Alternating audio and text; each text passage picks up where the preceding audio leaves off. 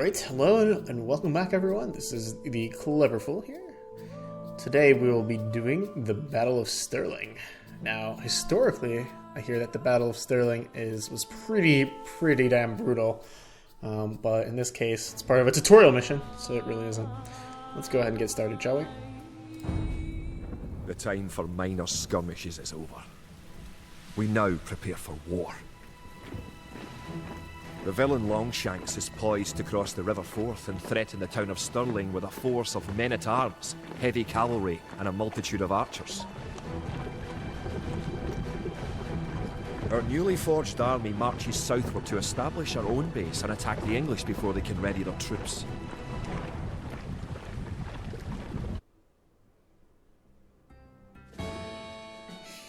Right, our objectives this time are to defeat the English army and destroy their watchtower. Hints for this one is the scenario begins in a similar way to random map games. After you play the scenario, you should know all that you need in order to play a random map game. Perfect! And number two is obviously to always keep exploring. Actually, even after all these years, I still have trouble continuing to do that. Our scouts report that the Scots, blue, have come to the village of Stirling to face the English in battle. And across the stone bridge to the west lies the English fort in red. Perfect. The time has come to take the offensive. The English have a fort near the town of Stirling. If we could defeat the English here, they may think twice about their invasion of Scotland. To win, destroy the English tower to the west. Before we attack the English to the west, we need to build up our forces. Have your villagers start gathering food and wood. Keep making villagers at your town centre until you have 10. The more villagers you have, the faster your resources will come in.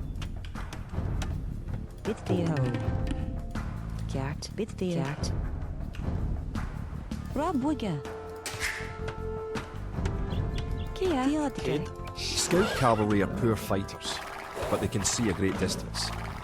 You can use your scout cavalry to explore the rest of the map and find the English. You can specify a location for new units to gather by setting a gather point. For villagers, click the town centre and click the Set Gather Point button. You've found some sheep. Sheep are a good source of food, so send them back to your town centre and assign a villager to gather food from them. Use your villagers to build a mill near your forage bushes. You can gain more food by building fishing ships. To create fishing ships, have your villagers build a dock in the water to the south.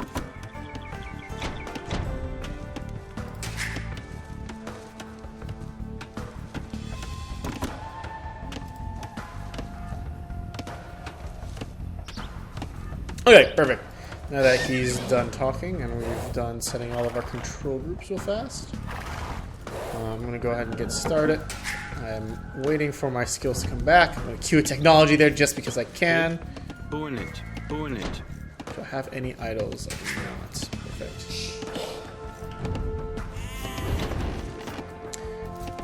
3 houses, very nice. Don't need to build houses for a little while. I need to get into the habit of, well, first talking and always doing something. I left my scout idle there a little while. The hill with the dead tree protects the only access to your town. It would be a good idea to build a watchtower on this hill once you advance to the feudal age. I will build a watchtower there. You don't really have to, though. I'm just doing it for flavor purposes, really. I could have sworn there's supposed to be more sheep around here somewhere. I have the next guy build a dock. We have two villagers chopping wood. We should get more. Actually, we know we have 3 villagers chopping wood. That's so handy right there. So very handy.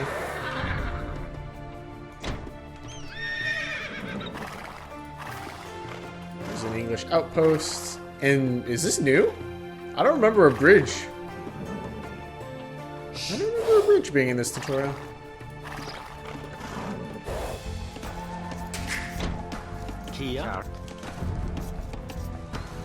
It's also kind of jarring to get used to the hotkeys. I might switch my hotkey configuration soon. Yeah, having the build key be what it is... Oh, no. Let's build in a better place here. Have you build a house. Continue making villagers. Let's set these guys on wood. let's have you build a dock here. Where is our cavalry? Let's move him about some more as well. See what else there's to see. Do we have any idle villagers? No, we don't. So you see, I actually have the idle villager button bound to a button on my mouse. This way, I can press it very, very quickly. Just check for idle villager buttons. Now click the dock and build a fishing ship. The idle villager button is probably the most useful. The most useful hotkey, that is. With more sheep. With the town center button, probably the next most useful. After that, you should just memorize whichever hotkey configuration that you're using. Typically, it's actually pretty straightforward. I actually don't know very many of the hotkeys for selecting to fish, buildings. Click a fishing ship and right-click on a leaping fish. The fishing really ship will learn collect that. fish and automatically return them to the dock. Fishing ships are also useful for exploring. But effectively, the rest of the hotkeys are going to be relative to the positioning of the button in the bottom left here. Build a barracks and 5 militia to defend your villagers and explore the map. So, for example, if I wanted to build a regular building, the hotkey's Q. You can see the W. This one's going to be E. This one's going to be R. This one's going to be T. I'm still used to this being G, no matter what. So last round I tried to garrison my villagers, but I failed to do so because I wasn't. Build 4 farms near your mill when your forage bushes are depleted. Each farm needs only 1 villager working on it. Because I wasn't fully prepared. Alright, let's have you build a barracks. Let's build it here. Let's keep our TC working. Have you continue working on the sheep here. Let's have you continue building fishing ships. These objective things need to get cleared out sooner. But I remember this being a problem in the original tutorial too. So hopefully later on this will become less of an issue.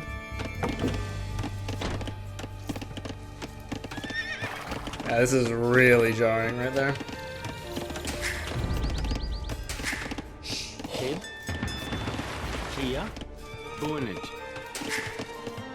Oh my god, that command queue is so nice! Now he goes, after building the barracks, he goes directly towards chopping wood. That is actually so nice. It's going to be incredibly helpful. We want to build 4 farms, right? 5 militia. It's 5 militia. Let's build 4 farms. There's 1. There's 2. There's 3. There's 4. Alright. We're just following what the tutorial says to do. No biggie. That's a lot of shorefish there.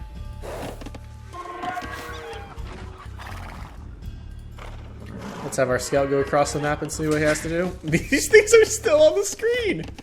Get out of here! There we go. Thank you. Finally. Finally! Oh, it's because I built the... It's because I built the farms. So I actually need to achieve the objectives to get rid of the output there. That is kind of annoying, to say the least. Let's go ahead and advance to the next age.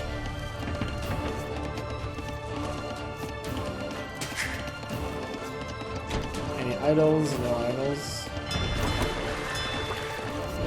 Yeah, as soon as these berries get depleted... The English are coming to attack. To protect your villagers, you can use the town bell to garrison them in your town centre. Click your town centre, then click town bell. Once you have gathered 500 food, advance to the feudal age at your town centre. You see this? If you are low on food, build some additional farms. You are guys close to seeing the this? English base. Better not knock down this wall until you have an army of about 12 soldiers. Good. You defeated the English assault. If you have villagers in your town centre, ring the town bell again to send them back to work.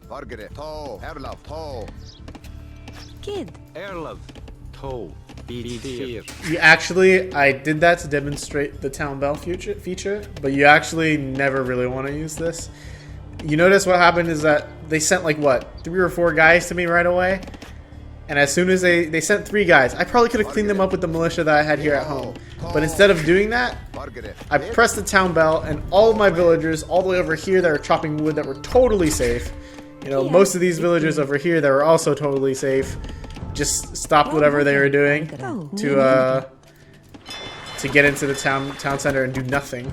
And idle time in this game is really bad. You have reached the feudal really, age. really, really bad. Concentrate on making some soldiers to fight the enemy. You will need at least 12.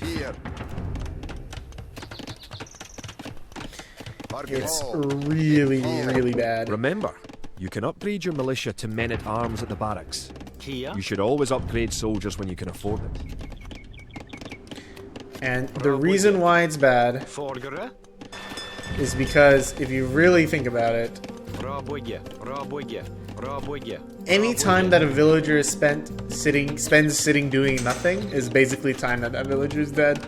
And if your opponent has an extra villager over you, that's time that they're getting extra resources from to make one more archer, to make one more military unit, to make another villager even that you're not getting. And I personally, because I like sitting and watching, I'm really, really bad with this.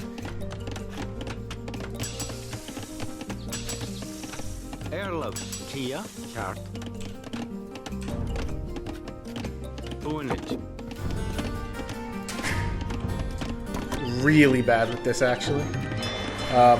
But the key is you don't want to be wasting any time whatsoever. Don't forget, keep exploring the map. Yeah, keep exploring the map. Keep exploring the map. The map is very beautiful, so I think I will continue exploring the map. Thank you very much. Oh, the architecture is just so nice. It's all so fluid. It's all coming together, boys. Is this worth it? Promotion line costs minus food. I don't even think I'm going to bother. I think that's a new tech, which is pretty neat, but I just don't think I'm going to bother researching it right now.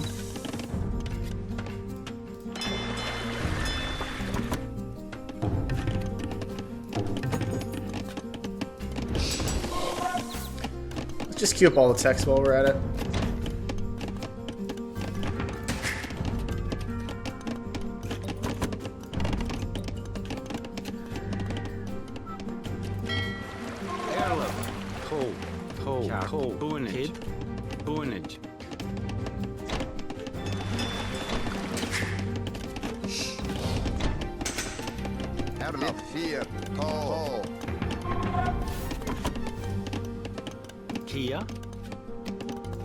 Okay, let's try out the Q command feature. So we'll build an archery range here, and have you build the watchtower here, right next to the dead tree. And then as soon as you do that, we'll reassign you. Yeah, I like that. I really like that. Remember to upgrade weapons and armor at the blacksmith. You do have a blacksmith, don't you? Yes, I do, sir. There's no need to get sassy with you, sir. Now you have a large enough force to attack the English base.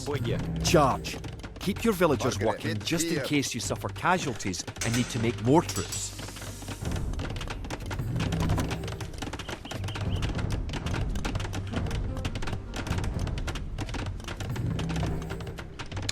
Why make more troops later when you can make them now? You're idle. Good. Your watchtower will fire on enemy units and help protect your town. If this tower fires a single arrow this match, I will be very, very surprised. Kid? Don't forget, keep exploring the map. Oh.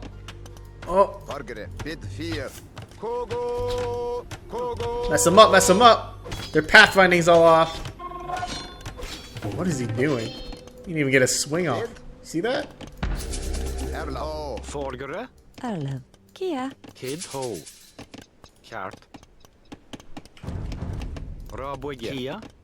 Okay, let's have you go research this. Put farms. That is a nice feature. Toggle farm auto regeneration. That is actually incredible. Super hyped for that. Oh my gosh. I feel like in my previous playthroughs I spent so much time just letting my villagers sit idle on their farms because the actions it would take too many actions for me to actually reassign them to do their farms, and otherwise I just have to remember to periodically spam queue farms, which was really, really painful and annoying. But now with the introduction of that feature, the toggle farm feature, you know, after the castle age, or in like a game that lasts past the 30-minute mark, it'll be really, really nice because I'm not even thinking about the wood cost anymore. It'll be super good. I really, really like the addition of that feature.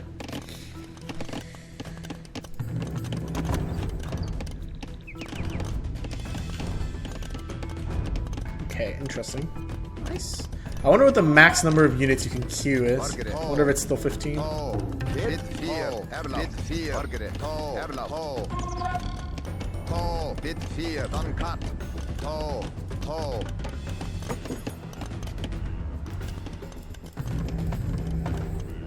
Alright, I don't feel like we need to wait. We should be good with just the units that we have here. Let's meet our scout cavalry.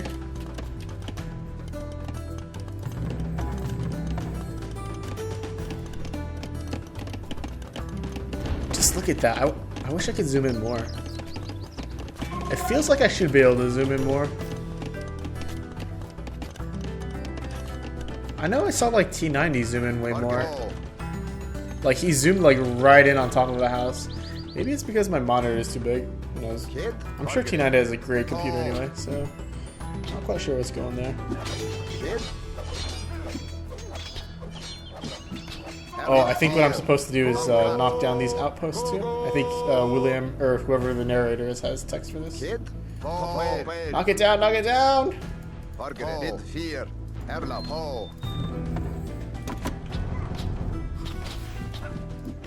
An English outpost. There we go. You know what to do. Knock it down. Knock it down. Get out of here. When I was a kid, I used to think that that outpost could attack back, so I was really scared in that very first marching and fighting tutorial. I was really scared of getting my ass handed to me.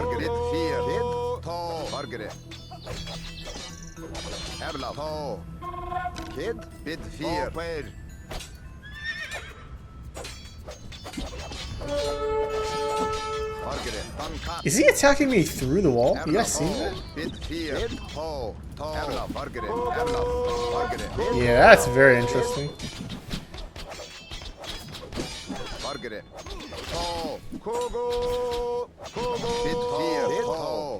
Get in here. Scout him out, scout him out. We got a few archers. But we counter them with our skirms. They have a garrison unit in there? Good job. You have eliminated the English soldiers. That's very new. Destroy that tower and our victory will be complete.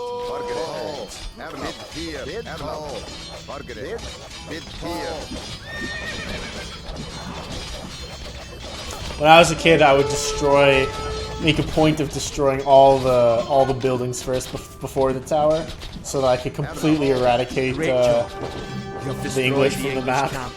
I don't know why I like to do that. Battle of Stirling is sure to end in victory for the Scots. Now that you know how to build up, advance through the ages, and find and fight your enemies, you have all the basic skills you need to play a random map game. The most common type of game in Age of Empires 2. He says that so seriously. Like, the other voice actor would say, the most common type of game in Age of Empires 2. Like, kind of like with a bit of like a sassy, or I guess, fun type of voice. I do like the serious voice. I like the serious voice a lot, in that I feel like it's more appropriate for a tutorial level. But for pure entertainment value, I think the older voice actor was good. I do like how this Scottish accent is more accurate, though.